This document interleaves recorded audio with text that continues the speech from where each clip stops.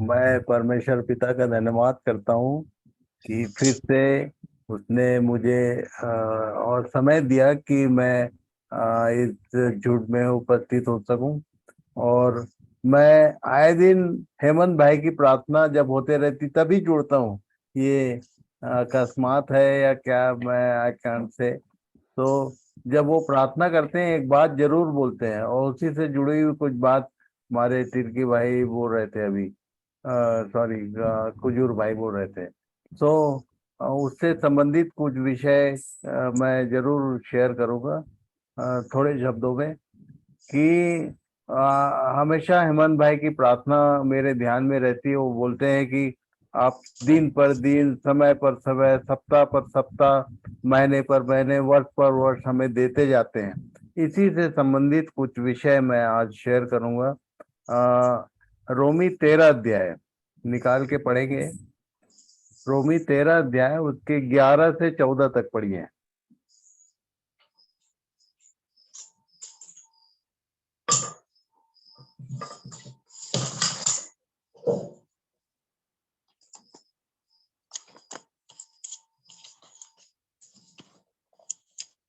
रोमी 13, 11 से 14।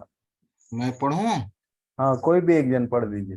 हाँ, तो रोमियो 13वां अध्याय 11 से लेकर 14 तक यहाँ यूं लिखा है, समय को पहचान कर ऐसा ही करो, इसलिए कि अब तुम्हारे लिए नींद से जाग उठने की घड़ी आ पहुंची है। क्योंकि जिस समय हमने विश्वास किया था, उस समय के विचार से अब हमारा उद्धार निकट है। रात बहुत बीत गई है और दिन दिन निकलने पर है। इसलिए हम अंधकार के कामों को त्याग कर ज्योति के हथियार बांध लें। जैसा दिन को शोभा देता है, वैसा ही हम सीधी चाल चलें, ना कि लीला क्रीड़ा और पियक्कड़पन में, न वे विचार और लुचपन में, और न झगड़े और डाह में, वरन प्रभु यीशु मसीह को पहन लो और शरीर की अभिलाषाओं को पूरा करने का उपाय ना करो। प्रभु हमारी तो सहायता करें। इस वचन में, इन वचन के इस भाग में रात के विषय में लिखा है। रात बहुत बीत गई है और दिन निकलने पर है। और दिन निकलने का मतलब सूर्योदय से होता है। और मलाकी 4 के 2 में क्या लिखा है, पढ़िए जरा निकाल।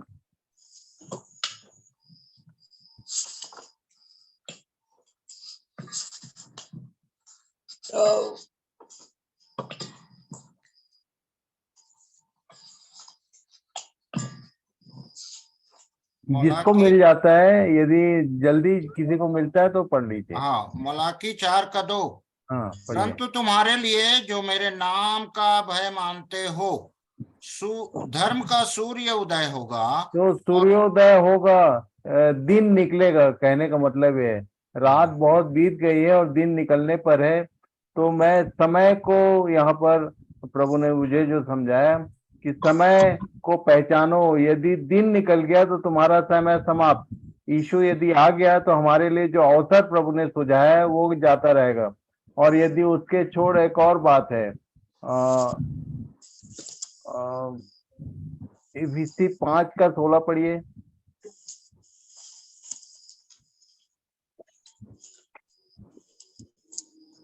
इफिसी 5 अध्याय उसके 16 पद को पढ़िए। इफिसी 5 का 16, अवसर को बहुमूल्य समझो। अवसर जो मिला है, हालांकि यहाँ पर जो कॉन्सेप्ट है वो दिन बुरे हैं उसकी बात कर रहा है, पर ये जो अवसर मिला है हमको, जो हमारे लिए जो समय है उसके आने से पहले, या फिर एक और काम आएगा और जिससे समय हमारे लिए समाप्त हो जाएगा। अवसर हमारे पास बहुमूल्य है। समय की कीमत को समझना है। क्यों? भजन संहिता 90 उसके 12 पद को भी पढ़ लिए। भजन संहिता 90 उसका 12। हमको अपने हाँ, याद है तो बोल दीजिए जिसको याद है। हाँ, हमको अपने दिन गिनने की समझ दे ताकि हम बुद्धिमान हो जाएं। दिन गिनने की बात करता है वो। दिन गिनो अपने, अपने जो भी हमको अवसर मिला है उसमें कितना दिन हमारे पास है, कितना हमने गंवा दिया। पौलुस के शब्दों में पौलुस बोलता था कि जो समय हमने गंवा दिया वही बहुत हुआ, जो बचा है उसको कम से कम काम में लाएं। मैं कल भी वही बोल रहा था कि जो अवसर जिस कारण से उसने बुलाया है उसमें विश्वास योग्यता सिद्ध करने का, ये दिस इज द टाइम, यही समय है हमारे पास। उसके बाद यदि वो आ गया, या फिर दूसरी बात, उत्पत्ति 6 का 3 पढ़िए। उत्पत्ति 6 अध्याय उसका 3 पद। 12 खुल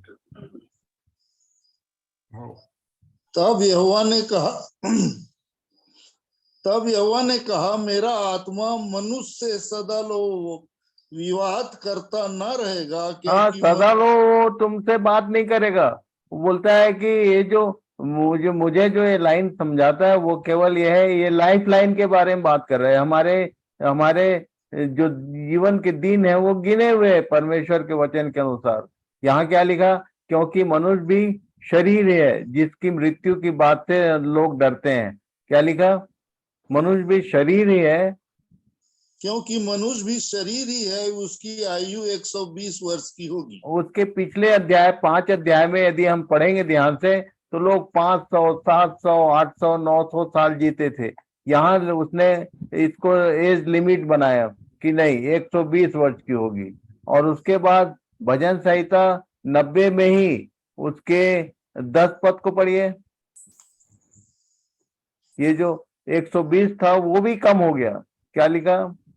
हमारी आयु 70 हाँ तो पढ़ी। होते हमारी आयु के वर्ष 70 तो होते हैं, और चाहे बल के कारण 80 वर्ष भी हो जाए तो भी उनका घमंड केवल कष्ट और शोक ही शोक है। वो जल्दी कट जाती है और हम जाते रहते हैं। देखते देखते समय कटता है। कैसे कौन 60 साल 70, अभी मेरे जीवन में मुझको ध्यान आता है बार बार 3 साल बचा है 70 में जाने के लिए। तो 70 या 80, ये बोलता है लाइफ लाइन यहाँ बांधा हुआ है उसने, इसके आगे कोई नहीं जा सकता। 70 हमारे आयु के वर्ष। तो अपना अपना काउंट करके देखिए, जितने जुड़ते हैं हम लोग सब या तो 60 के ऊपर है, जो नीचे हैं वो भी। अपने दिन गिनने की समझ का मतलब ये है कि अपनी अपनी आयु को जरूर ध्यान में रखना चाहिए कि बचा कितना है, और इतने साल में कुछ नहीं कर पाया तो बचे जो 10-20 साल है उसमें क्या कर लेंगे। प्रभु सहायता करे कि इसकी गंभीरता को हम समझें। जो समय हमको मिला, अवसर को बहुमूल्य समझो, तो केवल नकारात्मक बातों में नहीं, सकारात्मक जो थोड़ा सा समय बच गया है उसमें हम और आप क्या कर सकते हैं।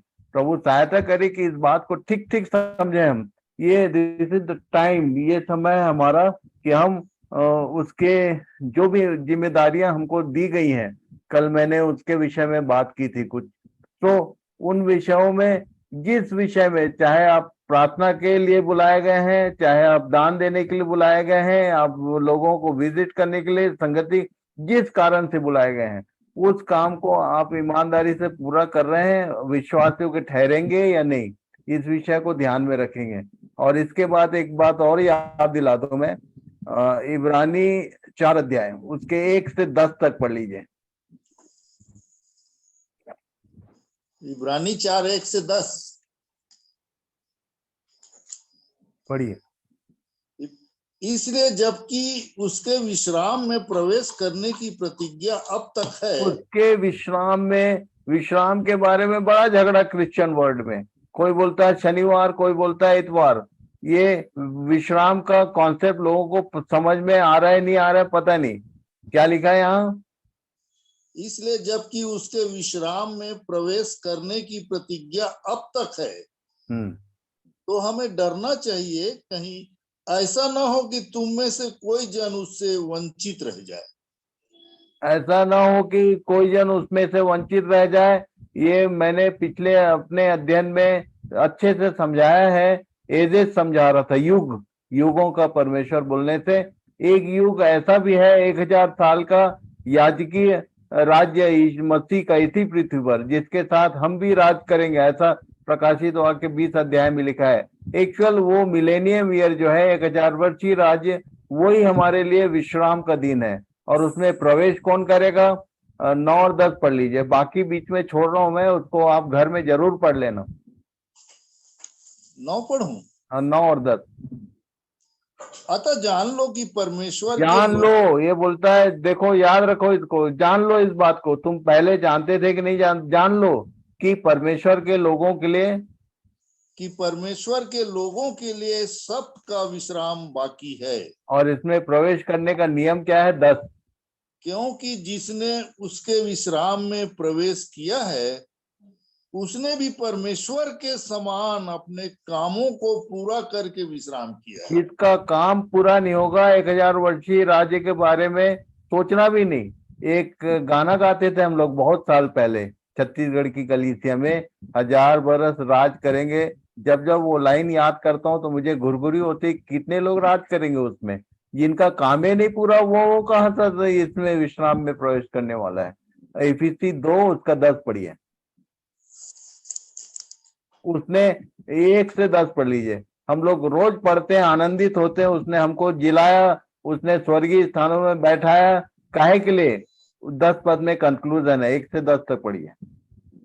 उसने तुम्हें भी जिलाया जो अपने अपराधों और पापों के कारण मरे हुए थे, जिनमें तुम पहले इस संसार की रीति पर और आकाश के अधिकार के हाकिम अर्थात उस आत्मा के अनुसार चलते थे जो अब भी आज्ञा न मानने वालों में क्या कार्य करता है। इनमें हम भी सब के सब पहले अपने शरीर की लालसाओं में दिन बिताते थे और शरीर और मन की इच्छाएं पूरी करते थे और अन्य लोगों के समान स्वभाव ही से क्रोध की संतान थे। परंतु परमेश्वर ने जो दया का धनी है, अपने उस बड़े प्रेम के कारण जिससे उसने हमसे प्रेम किया, जब हम अपराधों के कारण मरे हुए थे तो हमें मसीह के साथ जिलाया।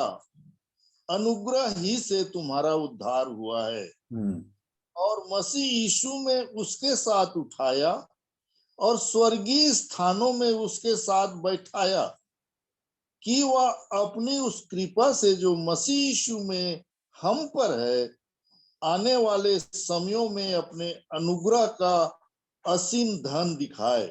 अनुग्रह का असीम धन, मजदूरी जो है लास्ट में मिलेगा। अनुग्रह का जो धन है, जब हम ईमानदारी से अपना काम, जैसे जब कोई वर्कमैन है अपना काम पूरा करता है उसके बाद उसको तनख्वाह मिलती है, तो वैसे ही जब हम काम पूरा करेंगे तो वो जो धन है हमारे लिए ठहराया गया वो हमको मिलेगा। क्या लिखा आगे? क्योंकि विश्वास के द्वारा अनुग्रह ही से तुम्हारा उद्धार हुआ है, या तुम्हारी ओर से नहीं, उद्धार हुआ है केवल इस पृथ्वी पर बाकी का जीवन बढ़िया आराम से जीने खाने के लिए नहीं, चाहे के लिए। आगे लिखा है, पढ़िए।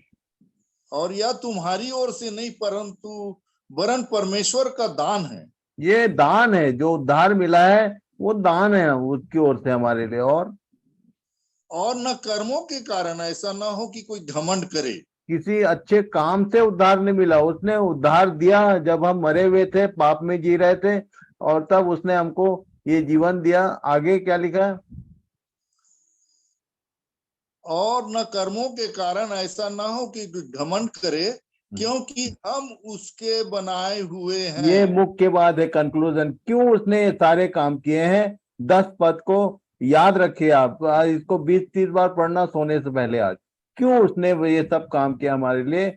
2 का 10 क्या लिखा? हम उसके बनाए हुए हैं, क्योंकि हम उसके बनाए हुए हैं और मसीह यीशु में उन भले कामों के लिए सृजे गए जिन्हें परमेश्वर ने पहले से हमारे करने के लिए तैयार किया। और वो इसी बात का इंतजार कर रहा है कि कौन व्यक्ति कब अपने काम को पूरा करके मेरे पास आ रहा है। तो यीशु ने तो अपने काम को पूरा किया, परमेश्वर ने स्वयं उत्पत्ति की पुस्तक में अपने काम को पूरा करके विश्राम किया। एक विश्राम हमारे लिए भी बाकी है, इंतजार कर रहे हैं हम।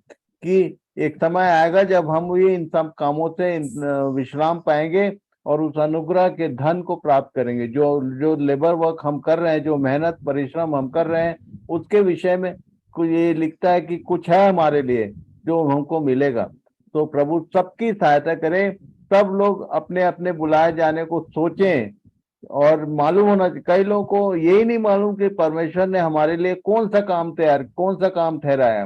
प्रार्थना करें, पूछें कि प्रभु मेरे लिए आपकी क्या मनसा है, मेरे लिए क्या आपकी इच्छा है, मेरे लिए कौन सा काम आपने ठहराया, और उस काम को पूरा करें। काम यदि पूरा नहीं हुआ तो विश्राम में प्रवेश नहीं मिलेगा। तो प्रभु सबकी सहायता करे। उसने मुझे चिताया कि बेटा अपने काम को पूरा करना, और इसलिए मैं तो रोज कई लोग मृत्यु से डरते हैं। पौलुस ने कहा शारीरिक मृत्यु के बारे में कि मेरे लिए मर जाना लाभ है, मृत्यु इज अ प्रॉफिटेबल थिंग। क्यों? मैं कई बार समझाता हूँ, कई जगह प्रभु ने जो मुझे समझाया कि death is the last door to meet God directly. परमेश्वर से मिलने का सबसे आखिरी दरवाजा जो है वो मृत्यु है। मृत्यु जैसे ही हुई तो हम सीधे उसके साथ मिलेंगे, और इसलिए मृत्यु से जो प्रभु के लोग हैं वो खुश होते हैं। पौलुस जो है वो लिखता था मृत्यु मेरे लिए लाभदायक है, पर तुम्हारे लिए जीवित रहना ज्यादा अच्छा है। तो प्रभु हमारी सहायता करे कि हमारा जो शारीरिक जीवन है उसके दिन गिने हुए हैं, या तो ये समय जो हमको मिला हमारी मृत्यु के साथ खत्म हो जाएगा, या तो जिस दिन वो आ गया, यदि वो आ गया तो भी हमारे लिए अवसर खत्म हो जाएगा, उसके बाद कोई काम नहीं होगा। तो प्रभु हमारी सहायता करे सबकी, क्या सीनियर क्या जूनियर, जो पुराने हैं नए हैं, सब लोग इस बात को ध्यान करें कि उसने आपको जीवन दिया है केवल इसलिए नहीं कि आप खुश रहो और आनंदित रहो, इसलिए कि हम परिश्रम भी करें उसके राज्य के लिए, और जो जो हमारी जिम्मेदारी उसको ईमानदारी से पूरा करें। कल हमने देखा था हम बुलाए हुए और चुने हुए लोग हैं, और हमारे लिए विश्वास योग्य ठहरना जरूरी है। तो इस विषय में हम विश्वास योग्य ठहर सकें, सबकी प्रभु सहायता करे। वो फिर से याद दिला रहे इन बातों को। ये सब वर्सेस जो है, लाइनें हमारे लिए नई नहीं है, हम सब पढ़ते हैं, कई बार पढ़े हैं, और इसको पढ़ के हम आनंदित होते हैं। पर एक बात याद रखना आप कि हमारे सारे कामों को वो देखेगा कि हमने कितने काम पूरे किए, कितने हमने अधूरे छोड़े। इस विषय में आप सावधान रहना। तो प्रभु सबकी सहायता करें।